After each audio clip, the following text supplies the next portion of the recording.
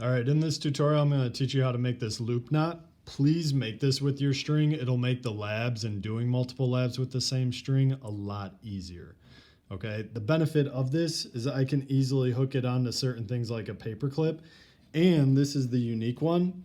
It can actually form a knot and secure to a washer or something like this without actually making a knot. If you feed it through, and then you actually take the other end of the string and feed it through the loop's opening.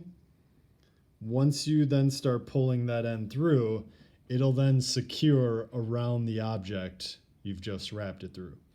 The beauty of this over a knot is then I can easily, without pulling on the string, just loosen it up. And then of course it will come back apart, still being intact as just a loop knot. Okay, so how to do this? It's not the easiest, but I'll zoom in the best I can on it. You're basically going to take the string, all right, the loose end, and the first thing is you've got to fold it back on over itself like this.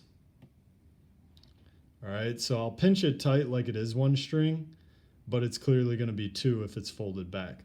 The other thing is, if you don't do enough of this, if you only do like 4 or 5 centimeters, keep in mind I'm saying centimeters, so like 1.5 inches, it's really hard to do it with this limited amount of string. Also, if you do it with too much, like 10 centimeters, we're just wasting a ton of string. So try to find a middle ground, maybe like 6 or 7 centimeters. If you want to pull out your ruler and approximate that, perfectly fine. Okay, looks like it's right about there or something. So if I go 7 centimeters, when you fold it back, my left hand, and you can do a reverse if you like it with your right hand bar, I got to pinch this at the very end and keep it secure. The other end of the string, that is the loop folded back, I want to try to flatten this out so it looks like it's one string, the best I can. If you now think of this as one string, all we have to do now with this is create a loop and then feed it through that loop like you would do with a single string. So the tricky part is when I make the loop, the string will start to try to come apart. You can see it getting all crazy. What I'm going to do is when I make this loop, I'm actually with my left hand that's already pinching it. I'm going to pinch it again, right there.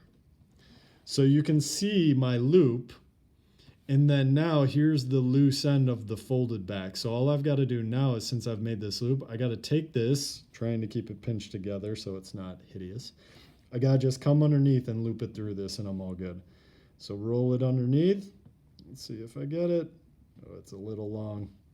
All right, so sorry. Let's try it one more time.